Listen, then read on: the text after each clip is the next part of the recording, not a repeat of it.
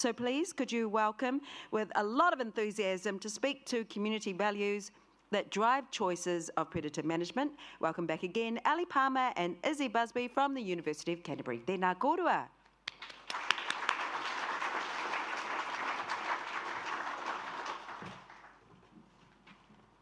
Kia ora koutou. I'm not sure how to follow that up because that was an awesome kōrero, awesome mahi, so thanks guys for that, love to hear it. If you weren't here yesterday, my name is Izzy and I'm based down at the Ngāi Tahu Research Centre, and this is Ali and she's based up at the University of Auckland.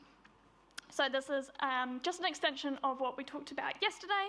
So we're sharing this presentation Beyond the Traps, which is a focus on how community values drive choices of predator management tools. So, where is the, on the scene? There's that one. Okay, so we looked at the following questions. So as we mentioned yesterday, we've been investigating the social dimensions of invasive species management, and studies from around the world have shown that social acceptability is crucial, but a lack of social acceptance can really undermine invasive species management projects. So we looked at the first question, which is how do community groups select their control methods, and how is method choice shaped by social acceptability, and how do community groups build and maintain that social acceptability? And now when I say predator control methods, I'm talking about things like traps and toxins that groups use. So methods, we focused on 3 topics. When collecting the data, we looked at the group's goals, their decision-making processes, and then their communication with the wider community. So we ran a survey and we received 170 responses, and then we explored those topics more in depth with some focus groups across the country, and that included everything from urban groups to rural groups and a mixture of different environments. So today we'll look at the results that contributed to our research, and those results contributed to that online tool which Ali will mention later. And for anonymous purposes, we have used pseudonyms for our participant quotes.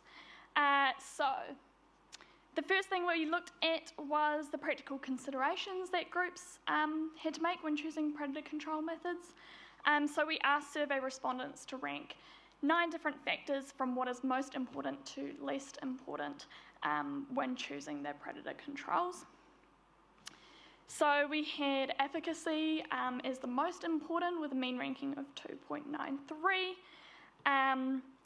and this was expanded upon in focus groups where all of our focus groups actually placed efficacy in their top 3 most important factors when choosing. However, the groups also pointed out that ease of using that trap or toxin was important too, with this quote from Nico explaining we've got to be able to maintain traps with volunteers. And then also local ecology was highlighted as important to choosing methods, as not every trap and toxin is going to be appropriate in all environments. So for example, we had this quote from Natalie down in Otago saying, "We are copying a lot of the methods that weren't designed for this dry place that we live in." Now, Ali touched on this graph yesterday quickly, but despite the importance of factors like efficacy and ecology and ease of use, the focus groups indicated that method selection was constrained by those social acceptance boundaries.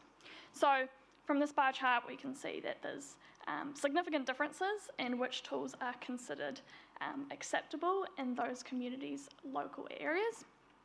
So broadly speaking, we have kill traps as the most accepted, with people that agree in green, and then people that disagree in red, and then we've got those leg hold traps down at the bottom. And all of our toxins there in the middle kind of had the same response to one another. And I'll pass on to Ali for the last few slides. in the interest of lunch, I'll skip over some of the stuff that we talked about yesterday. Just to reiterate a point that we made yesterday, a lot of groups talked about how they would like to be able to use toxins but felt like this was not socially acceptable. That was actually something that came up in 5 out of the 9 focus groups. So it was actually a pretty important finding. And as I also mentioned yesterday, some groups felt that it was actually sufficiently contentious that they preferred simply not to talk about toxins because the sense that doing so would itself be contentious and potentially undermine their social acceptability. So that's quite an important finding, really. Something we didn't talk about yesterday were humaneness and risk to pets. So humaneness came up as the 4th most influential factor in that one of those graphs that Izzy showed about most important factors. And this was seen as important for the personal values of the groups, but also as kind of something that would represent ethical and reputable management of the group. So it was often kind of like a signal to the wider community. So for example, in this quote from Natalie, being humane is important. It is also a public awareness thing and being seen to be doing the right thing. So that was quite important. And so for that reason, a lot of groups talked about using only NAWAC approved traps. That's the National Animal Welfare Advisory Committee. I think I've got that right.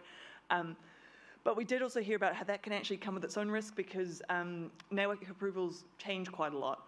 And so we did actually hear a bit about how expensive it can be to essentially try to maintain ethically reputable traps in a changing environment where some traps might be 1 minute approved as humane and the next minute not so.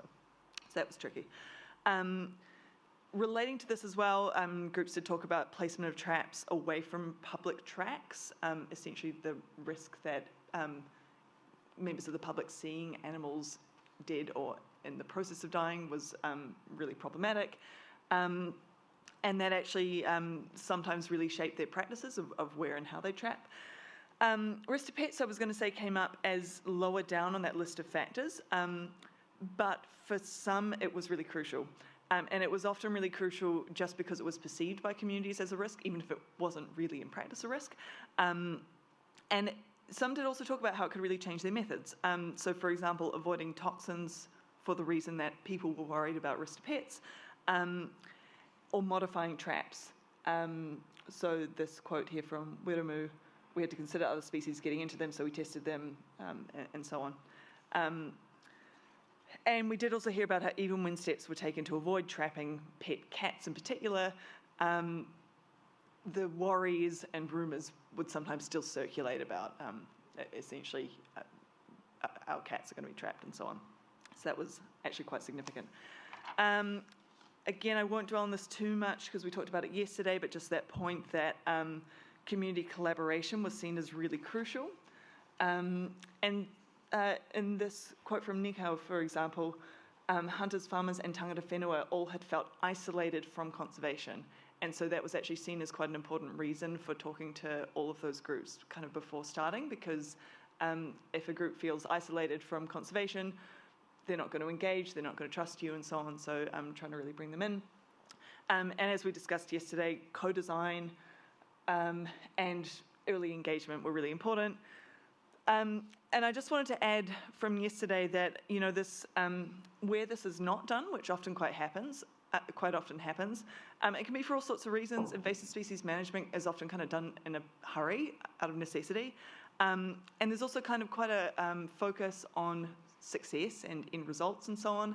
And so, in essence, that can remain the focus. But, I mean, as our research and a whole lot of other research that we've heard about really demonstrates, community support is so essential that it can't really just be an afterthought. But unfortunately, it is still sometimes, but not among our research participants, fortunately. Positive framing, I did just want to elaborate on this a little bit.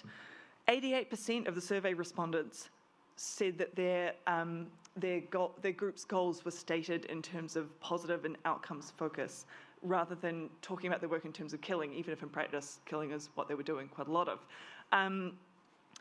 And that positive framing was also more broadly incorporated into groups' communications, for example, storytelling and anecdotes about wildlife coming back. And we did also hear some interesting thoughts about how this is like a recent or deliberate development. So this quote, for example, sorry, I can't quite see who it's from. Oh, Wiremu.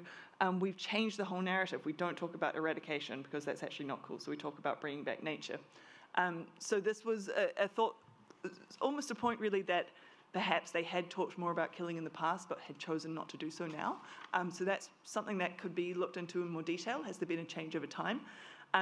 Just to say, this really resonates with some other work that I've been doing, looking at predator-free in general, where a lot of participants talked about how they essentially used to show images of dead animals and don't do that anymore. And there seems to be quite an obvious connection there. So there's something going on here in terms of more of a focus on outcomes. Right, conclusion. I won't talk too much about this, but we just a plug really for, keep an eye out for this. When it's developed, TRAPSIM Plus, which will hopefully be a really helpful tool for community groups to sort of figure out what tools might actually work for them. Obviously, they're going to have to interpret this in the context of the social acceptability of certain tools within their community, but this will at least be kind of a guide on the sort of what's out there, how does it work, how likely is this to actually achieve the outcomes that I want. And finally, just again, a thank you to the National Science Challenge for funding, and also a shout out to Nikki and Chris in particular, who really helped with this work. Thanks.